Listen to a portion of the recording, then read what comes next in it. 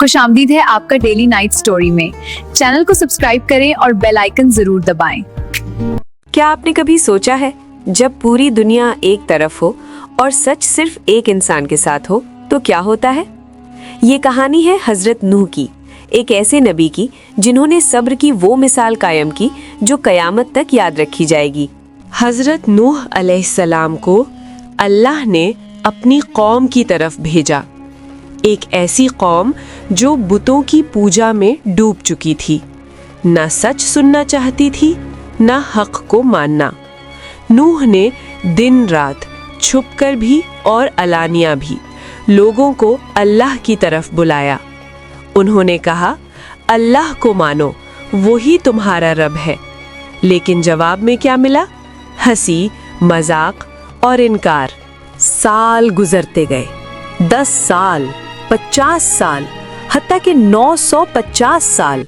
जी हाँ, तकरीबन 950 साल तक हजरत नूह अलैहिस्सलाम अपनी कौम को समझाते रहे, लेकिन मानने वाले सिर्फ चंद लोग। आखिरकार अल्लाह का हुक्म आया, ए नूह, अब एक कश्ती बनाओ। सोचे, एक खुश्क जमीन पर दूर दूर तक पानी का नामो निशान नहीं और एक नबी कश्ती बना रहा है। कौम वाले हंसते थे, कहते थे, क्या अब तुम बढ़ई बन गए हो?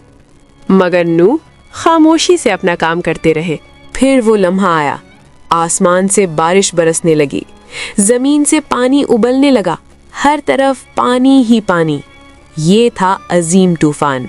नूह अलैहिस्सलाम ने अपने मानने वालों को कश्ती में सवार किया, हर जानवर का एक जोड़ा भी साथ लिया और कश्ती चल पड़ी। लेकिन उनका अपना बेटा ईमान नहीं लाया।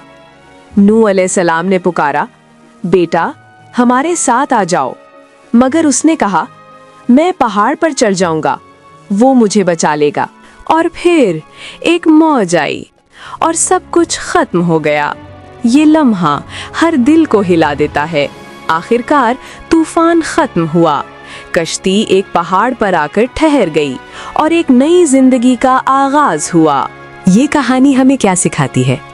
सच पर कायम रहना, चाहे पूरी दुनिया मुखालिफत करे। अल्लाह का हुक्म मानना, चाहे हालात कैसे भी हों। और हिदायत सिर्फ अल्लाह के हाथ में है। अगर आपको ये कहानी पसंद आई तो वीडियो को लाइक करें, शेयर करें और ऐसे मज़ीद इस्लामी वाक़यात के लिए सब्सक्राइब करें।